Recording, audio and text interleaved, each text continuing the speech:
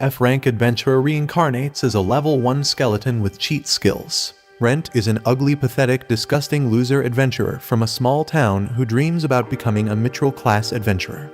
Yet, despite working for 10 years, Rent has been a dumb bronze class adventurer for eternity. He usually wakes up early just like me and all poor people who need to work. Yet, despite having a dream job, all he can do are basic missions. This is because the Adventurer Guild puts ranks on their missions to avoid unnecessary deaths. While checking the current missions, Rent realizes they're all pretty much trash. Therefore, he decides to explore the labyrinth. However, despite the labyrinth being deserted because everyone already cleared it, Rent is surprised when he sees a secret passageway. He gets hyped, thinking he can report this discovery to the guild and become rich. However, this pathetic excuse of a human decides to explore it, hoping to find treasures. He manages to enter a room where he sees a huge dragon. He thinks this is the greatest type of monster, and according to the legends they have several forms, and this one follows the Rock's workout program. The dragon starts to approach him, and Rent cannot move, otherwise he will wet himself. In the end, this huge dragon with 2 mouths takes a huge bite on his breakfast. However, hours later Rent manages to get up, surprised to be alive. However, when he looks at his reflection, he notices that he has become an uglier skeleton. After the shock, he wonders if he's truly alive until he realizes that he has become an undead monster. He thinks about returning to the town because he still has his human memories. However, if a bishop or a priest finds him, they will destroy him with their magic. He realizes the dragon is missing and decides to get out of the room to avoid a potential double kill. As he walks, Rent explains that nobody knows where the labyrinths come from or how they work. They only know there are many around the world with treasures inside. Rent thinks about waiting for a new adventurer to come to this labyrinth and ask for help. However, he's just a pile of bones who cannot talk. Suddenly, another skeleton appears and confronts Rent. Rent wants to defeat it with his sword, but recognizes that it's hard to move his body without any muscles. He raises his sword to strike this skeleton, but he ends up falling behind. Yet, the other skeleton also suffers from calcium deficit as it trips after losing its leg bone. Rent realizes that it's going to be hard to deal with a monster without sword techniques or muscles. He then suddenly finds out that he can still use spirit energy to buff up his physical attributes despite not being human. With this buff, he manages to destroy the skull and sees the bone pile glow with some pixie powder. He finds out that he just recovered the spirit energy he used and remembers his talk with his friend Lorraine. She is a researcher who told him that monsters could evolve into other species. At that time, she mentioned that skeletons could sometimes evolve into ghouls, calling it existential evolution. After this memory, Rent thinks that if he can evolve into a ghoul, he can get some flesh back. He then could use some clothes to cover himself and return to the town without any problems. Therefore, Rent decides to start defeating monsters in this labyrinth for a chance to evolve. He quickly manages to defeat 5 skeletons and manages to get some of his mobility back. Every time he defeats an enemy, he gets healed, and that allows him to use his spirit energy in every battle. While looking for more monsters, he finds a slime. Despite being a weak monster, there are only 2 ways to defeat it: to pierce its core or beat it up until it cannot regenerate. Rent manages to dodge the slime's attack and counters. However, he didn't expect to hit the core on his first try. He decides to keep the magic stone and collects the slime fluid to sell it later on as it's used in cosmetics. Over time, Rent notices that as an undead he doesn't need to sleep or eat, which helps him to focus on fighting to achieve his evolution. However, that seems to be taking a long time. Still, he managed to get his physical abilities back and could use mana and divine power again despite being undead. Yet he feels down because he spent 10 years as a weak adventurer and now is dead. He's one of the rare adventurers who can use spirit energy, mana, and divine power, but since he's trash, they're all basic. He wished he could be strong and achieve his goal of becoming mithril class, which is the highest adventurer class. Yet, he decides that being a skeleton won't stop him from reaching his dream. He starts taking out more monsters and realizes he's getting stronger than when he was a human. After defeating another slime, Rent notices the power seems quite different. Suddenly, his body starts to change, creating muscles, hair, skin, and even eyes. He realizes he managed to evolve into a ghoul, and he can now make sounds with his mouth. He feels happy that he finally has some flesh hugging his bones despite it being pretty dry. However, this makes him realize that if he keeps working hard, he might be able to become a high-rank undead like a vampire. He first decides to speak some words, but all it comes out is a roar. With some training, he manages to say hello and good morning. However, he still needs to practice to sound less like a zombie. Rent is fighting off some goblins inside the dungeon. He knows that goblins can be dangerous in groups, so he uses the dungeon's layout to spread them out and force them into a 1v1. He easily defeats them and takes a look at himself. He evolved into a ghoul, and they meant he could now strengthen his sword as well as himself. The goblins decide to attack again, but he swings his sword and defeats them easily. He hears the clang of swords in the distance, and he's not too happy about that. In another part of the dungeon, a girl is fighting off skeleton monsters, but she looks exhausted. She strikes at the skeleton 3 times before she finally defeats it. She proceeds deeper into the dungeon, and Rent watches her. It has been long since he saw another human in the dungeon. He wants to go and meet her, but he reminds himself he can't go out like that because he's a ghoul and she'll either kill him or run away at the sight of him. He decides to watch her from a distance as she collects the drop items from the skeleton. He doesn't recognize her, so he thinks she must be a rookie since he knows most of the adventurers in the city. The knowledge Rent has about the other adventurers' abilities usually comes in handy. As the girl goes deeper into the dungeon, Rent follows her slowly. She goes down a corridor, and a skeleton monster forms behind her. She engages it in combat, and Rent observes her technique. He notices that she has good form, but she's weak, so she has to land multiple blows on the monster and dodge a lot of its attacks to defeat it. Her one flaw is she didn't observe her surroundings, and the skeleton monster backs her against the wall. She encourages herself and strikes at the skeleton once again, but it grips her sword and pushes her against the wall. It is about to attack her, and Rent has no choice but to step in. He comes out screaming to get the skeleton's attention, and the skeleton faces him. Rent was hoping the girl would attack the skeleton from behind, but she was too stunned to do so. The skeleton tries to attack him, but he uses his divinity skill and takes it down in one fell swoop. He tries to approach her and talk to her, but she's horrified by his appearance. He tries to introduce himself, but his voice just makes her even more horrified. She tells him to stay away from her, and he tells her he's not her enemy. He throws his sword down and raises his arms to assure her. She notices he's not a mere ghoul, and Rent tells her he's an adventurer. She asks him if he is disguising for Halloween since he looks like a ghoul. He tells her he actually passed away, but he's still somehow alive. She thanks him for saving her life, and he tells her he had to because adventurers look out for each other. She still doesn't trust him, so she asks him not to take her life away. He assures her that he won't do that, but he needs her to help him get some clothes.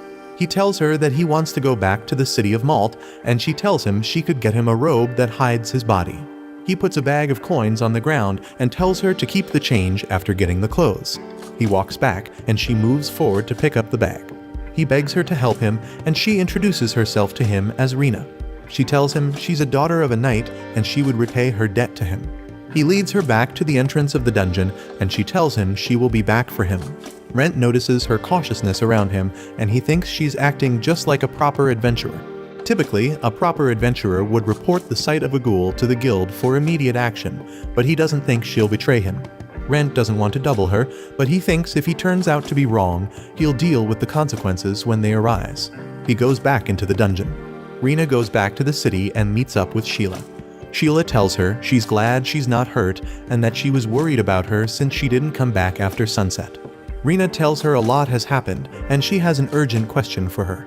Meanwhile, in the dungeon, Rent is engaged in combat with a glob monster. He can't believe how powerful he has become compared to when he was human. The monster throws some globs at Rent, but he dodges it. He notices he's not just stronger, but his body also moves just as he wants it to. He strikes at the moving core of the monster and destroys it easily. The monster melts to the ground. Rent thinks his combat intuition is also better because he was able to predict the movement of the monster's core. This is something that can't be gotten from training or studying, and Rent is surprised he only got that power after he became a ghoul. Suddenly, he hears Rena's voice calling his name. He goes out to meet her, and he's surprised she actually came back for him. She's standing with a sack on the floor in front of her. As he approaches him, she pulls out her sword and takes a few steps back, asking him if he's Rent or a random ghoul. He tells her he's Rent and that ghouls don't show up in the early levels of the dungeon. She eases up, and she tells Rent he has gotten better at talking. He tells her he practiced while she was away, and she commends him for that. She shows him the sack containing his robe and walks towards it to put down his change. He walks towards the sack and she backs up. Rent looks at her and she apologizes, telling him she's still a bit scared. She tells him she needs more time to get used to him, and he tells her it's fine for her to feel like that. He tells her he wants to have a look at the clothes, and he opens up the sack. He picks up the robe and takes a look at it. It was a plain color robe that wouldn't draw a second glance from anyone, and it would cover his whole body, making him look like a mage. Rent liked the robe, and he tells Rina it's perfect. She tells him she also bought other things she thought he might need. She tells him she just got to Malt, so she had to ask someone to show her the best shops. Rent brings out a pair of gloves and shoes from the sack and some bandages. She tells him she bought those to hide his arms and legs from sight. Rent thinks Rina is very kind, and her gesture almost brings him to tears, but he's not capable of shedding tears. His demeanor worries Rina, but he tells her he's fine. He tries the clothes on, and he immediately gets a glow-up. It's much easier for Rent to move in the clothes than he thought it would be. Though the hood makes him lose some visibility, he has enough to fight off monsters. She asks him how the clothes feel, and he tells her they're perfect. She tells him he looks imposing, like a very powerful mage. She holds up a mirror for him to look at his face, and he tells her he stands out too much. He tries to pull down the hoodie, but it's not big enough. Rina brings out a mask from the sack and asks Rent if he would like to try it. He asks her what that is, and she tells him she thought it would be a bad idea for him to go into town looking like that, so she got the mask. He picks it up and observes it. She tells him she thought he was a special type monster when she first saw him. He tells her she may be right. As he holds the mask to his face, it attaches itself magically. Rina tells him he looks great, but he tries to get the mask off, and it doesn't come off. He tells her he can't get it off, and she apologizes. She tells him she got it at a market stall, and it looked suspicious. He asks her if the stall wasn't part of the shops the guild took her to, and she tells him the guild didn't take her to the stall, and the mask is the only thing she bought from there. She tells him it was shockingly cheap, and she checked for curses when she touched it, but nothing happened. Rent figures out that the curse only activates when someone puts the mask on. He tells her he wants to try something, and he activates his divinity skill. Rina is shocked to see he can use divinity, and he tells her he can only use it for a bit. He's convinced he can break a basic curse with the skill, and he holds up his hand in front of the mask. He runs out of energy, and they're both bummed out. Rina apologizes once again for bringing him a cursed item, but he tells her it's fine since he has to hide his face anyway. He tells her the mask responded to divinity, and he just has to hire a cleric to break the curse. Rent walks up to her, trying to reassure her by patting her shoulder, but he thinks he may be too intrusive and back up. She grabs his hand and tells him he's a good person, and she's not scared of him anymore. He holds her hand and tells her she doesn't have to force herself to like him till she gets used to him eventually. She tells him it won't take long for that to happen. She tells him they can now head back to the city, and they leave the dungeon. They enter a carriage, and Rina tells him she registered as a guild in the capital city, but there were many popular adventurers there. Because she was a rookie, she didn't get any jobs, so someone recommended she go to Malt. He tells her he's surprised she came all the way to the countryside, and she tells him she wanted to see the outside world. She also tells him she wants to get stronger and become a proper adventurer in no time. Rent tells her he understands her point, but an adventurer should be cautious because everyone only has one life. They finally arrive at the city, but Rent is reluctant to follow Rina. She asks him what's wrong, and he tells her a lot of people in the city know him. He tells her they'll know something is wrong if he shows them his ID at the gate. She asks him if they can go through another gate, and he tells her there's one that's not frequently used. She tells him they better head for that gate, but he thanks her, saying he only made it thus far because of her. She tells him not to act like that was goodbye, because she will keep helping him even after he crosses the gate. He tells her, though he needs someone to help him, if she helps him get inside, she would be considered a criminal because he's a monster. He tells her she may lose her adventurer's license, and he doesn't want to cause her any trouble.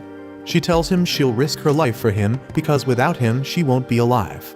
They go over to the other gate, and they ask them to present their IDs. One of the guards looks at it, and they let Rina pass. As Rent is about to pass, they question his weird appearance. They ask him if he's ever been to Malt, but he doesn't reply.